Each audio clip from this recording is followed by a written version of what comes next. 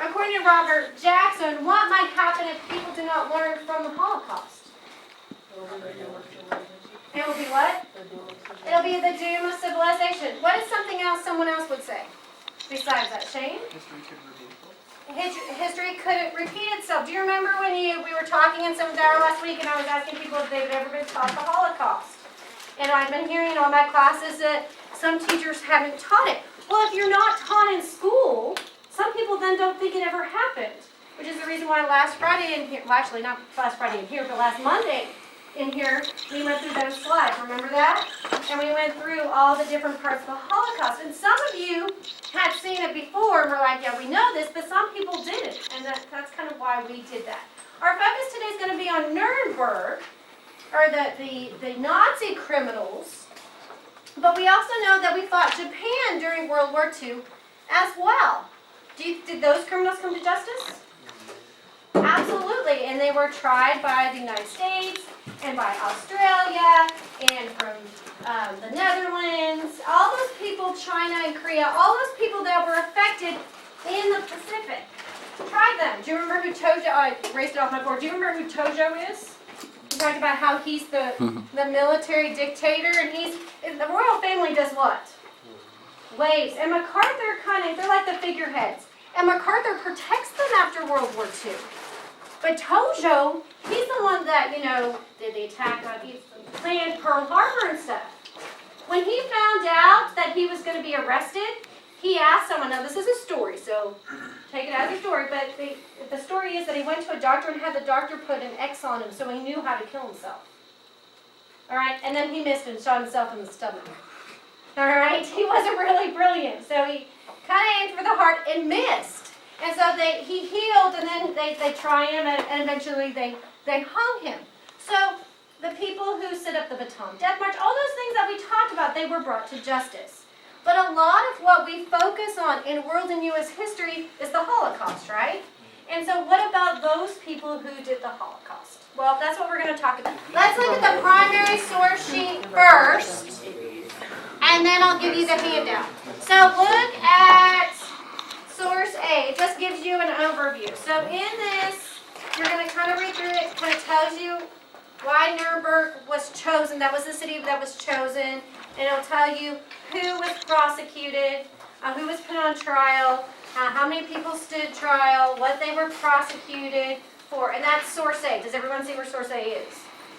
All right? Yeah. So source B is Nuremberg charges. These are the charges that were brought on the criminals that were brought into Nuremberg. So if you look at count 1, that's conspiracy.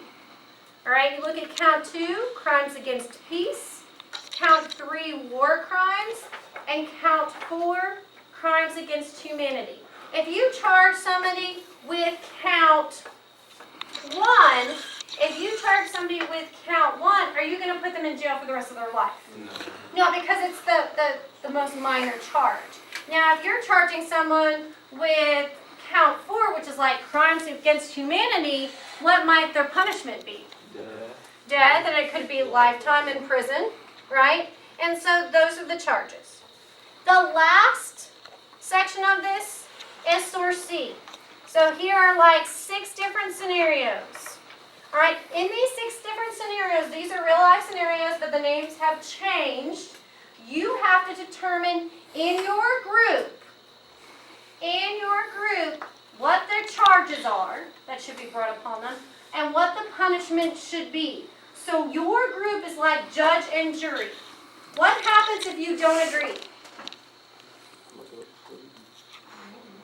What happens if you don't agree on the charges?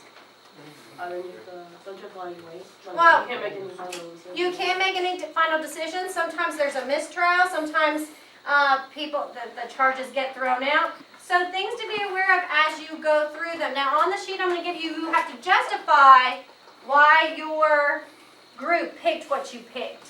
Y'all with me? Okay. So I'm going to give you the sheets to fill in. So the first section has to do with Nuremberg. The second section asks you a question about Hitler. And then the third part are those charges. I say 2 minutes. Okay, so this is where you use your math. Okay, that's what I was about to do. Yeah, that's where you use your math. So you're going to take 207, and what are you going to subtract? Besides the 11. And that'll give you the number of people who had their court cases thrown out because of mistrial. That's what I was about to do. Yeah, well, yes, we do use math and history. Think about it. Latitude, longitude. Math. Life in prison. Now, you're going to keep life in prison, but what count are you going to charge him with? 2 and 3. 2 and 3? That was them. I said Okay, why 2 and 3? Because he did all these. But he wanted to do it, but then he wanted to get out. He did. So you're saying that He wanted to do it because he was at the age of 18, so he was like, yeah, I want to do it for my first year. And then as he realized he was like, I don't want to do it, so now As he started killing me. his officers, commanders started making him So it comes to a thing where, when do I take responsibility for my actions, or do I throw my commander under the bus? We killed him. Because at Nuremberg, they're going to find that the judges are going to hold them accountable. All right? We found out that she was one of the Yeah, which is why they're getting charged with trying. Okay, there you go. And make sure that you all agree. Okay, tell me why in that second call, why you agree. And we gotta say if it was easier. It was not easy. And not on this one, it was not easy.